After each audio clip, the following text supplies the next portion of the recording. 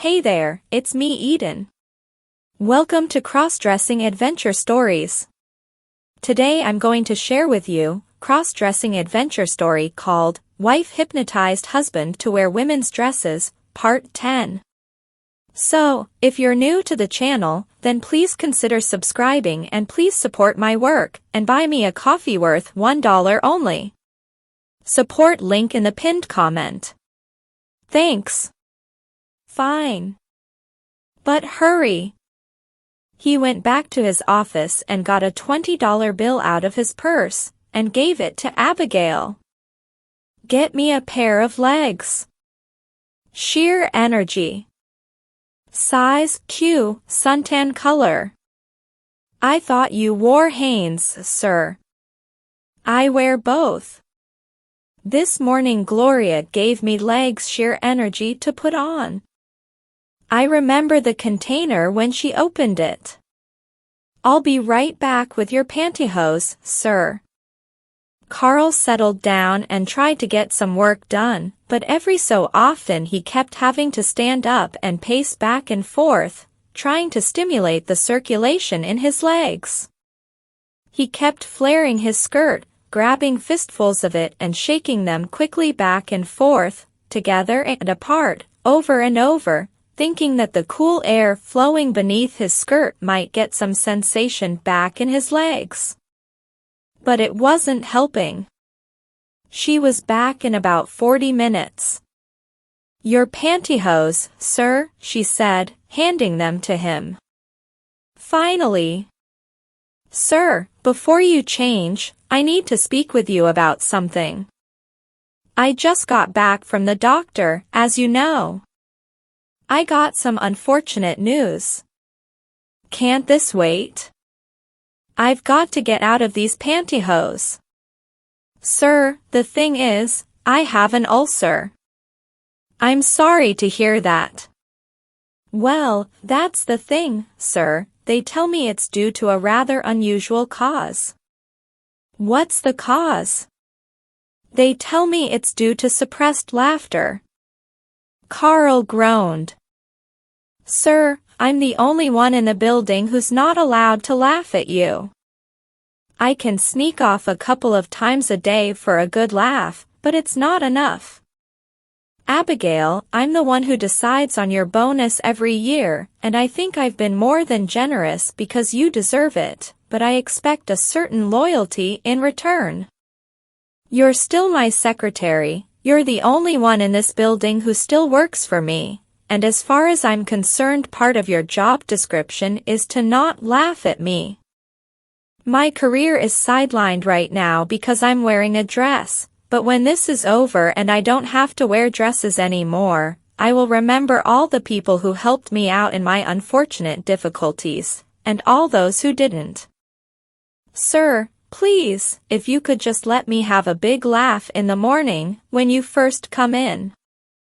That's the worst time for me. That's when it's the hardest. If I could just have that big laugh in the morning when I first see you, I'm sure that would be enough for all day.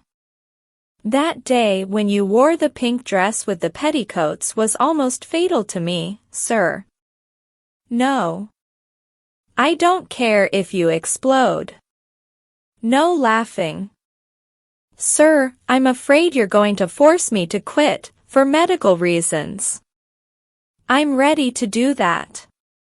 Carl considered the prospect of having to interview for a new secretary, having to explain his condition over and over again to every new applicant, having to endure the giggles, the smirks, the gaping, shocked expressions.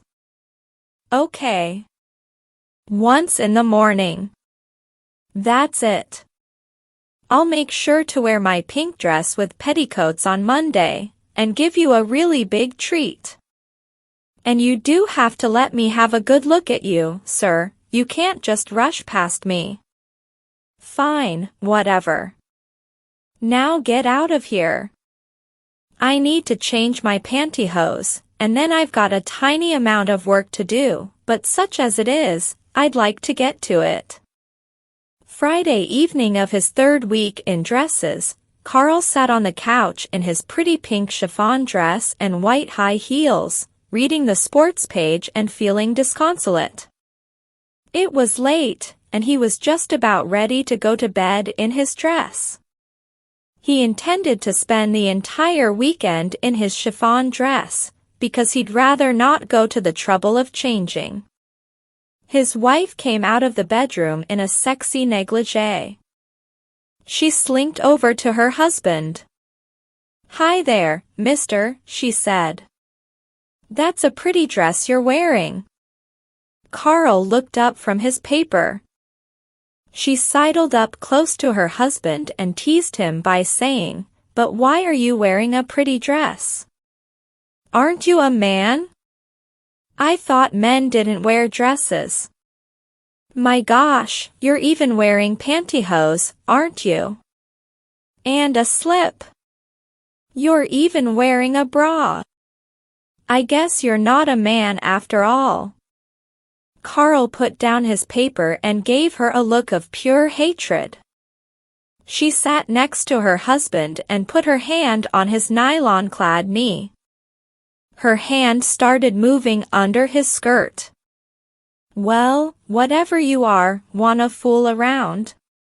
he said, bluntly. "Gloria, how in the hell do you expect us to have sex if I can't take off my girdle or my pantyhose?"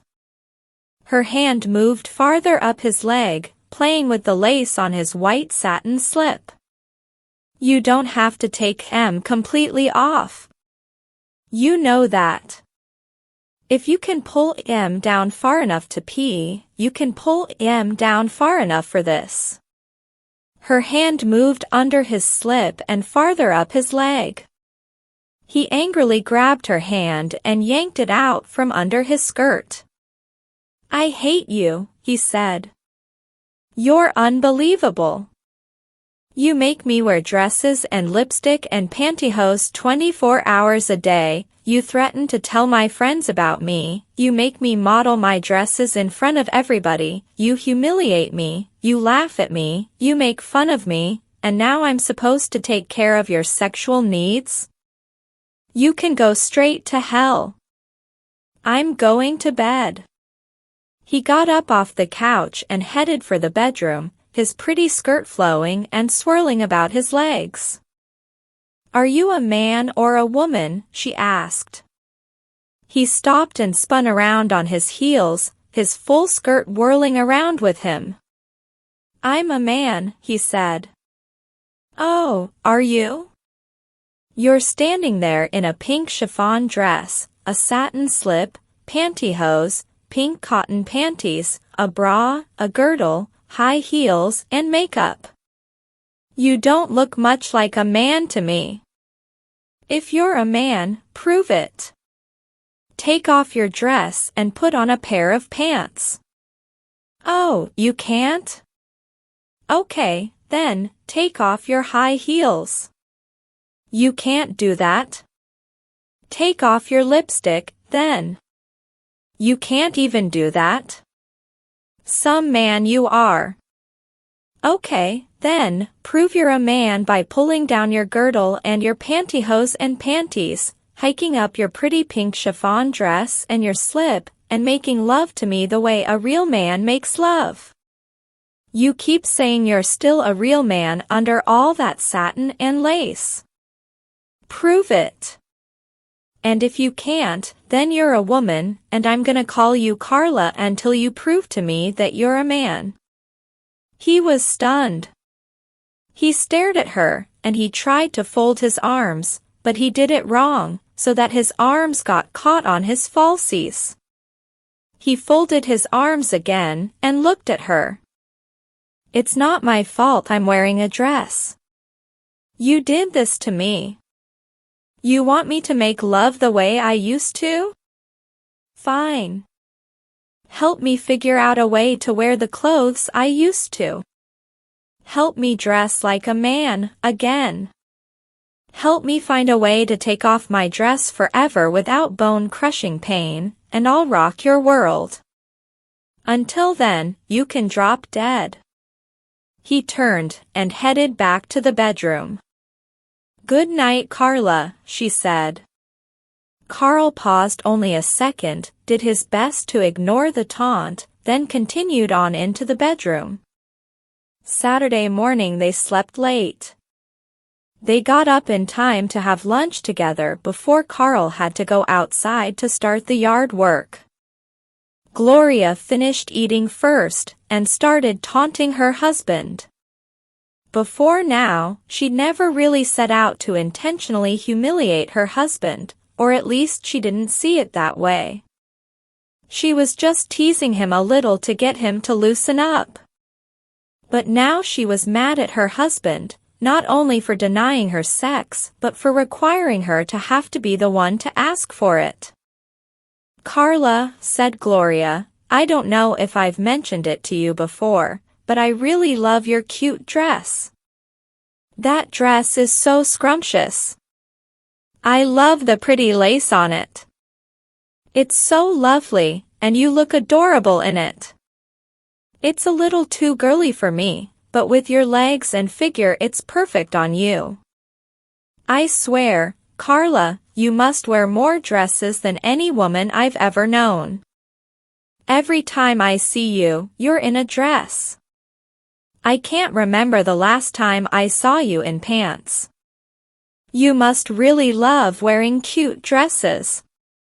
Here it is, Saturday afternoon, and here I am in a nice comfortable pair of jeans and sneakers and a t-shirt, and yet, here you are in a pretty pink chiffon dress, high heels and pantyhose.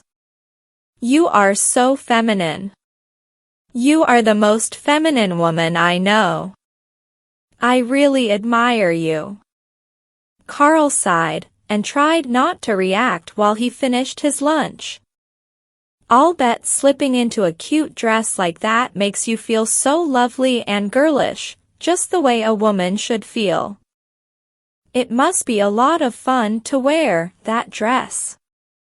That full skirt must be a problem, though, getting caught indoors and such.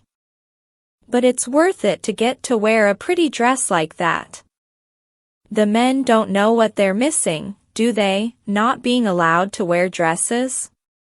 But don't you ever get up in the morning and say to yourself while you're putting on your pantyhose, "Aww, the heck with wearing a dress today. I'm putting on a pair of pants." Don't you ever feel like wearing pants? I know you think wearing pants isn't very feminine, but it's not as though you might put on a pair of pants and suddenly someone might think you're a man.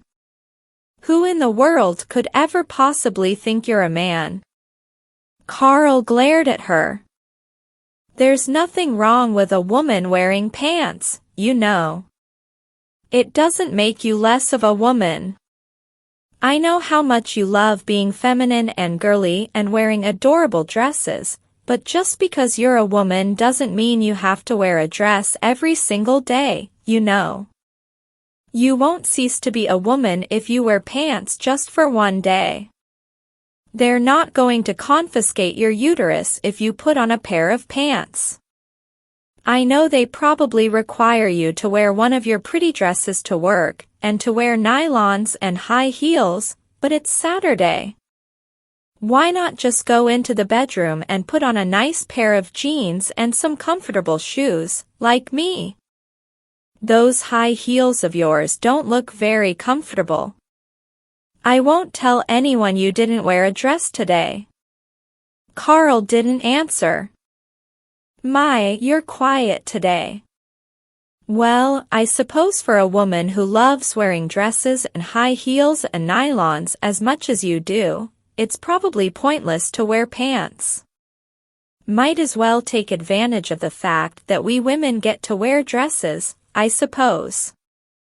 I really think it's overdoing it a bit to wear a pink chiffon dress and pantyhose and high heels on a Saturday afternoon when you're not going anywhere. But if that's what you want to wear, well, why shouldn't you? You're a woman, and if you want to be wearing a pretty pink chiffon dress, then that's what you should wear. I guess we can't all be as feminine as you. Carl tried to ignore the taunts.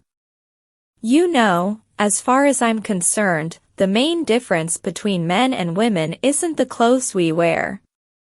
It's the fact that men want sex all the time and we only want it occasionally. Now, take you, for instance. It's probably been weeks since you've had sex, and do you miss it?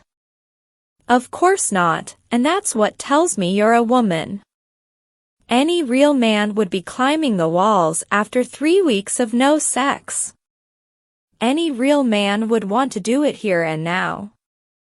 Carl told himself not to react. That's all for now. See you in the next video, till then take care. Oh yes, next part of this series will be published day after tomorrow. Please subscribe to my channel. And please, support me worth $1 only. Link in the comment and description.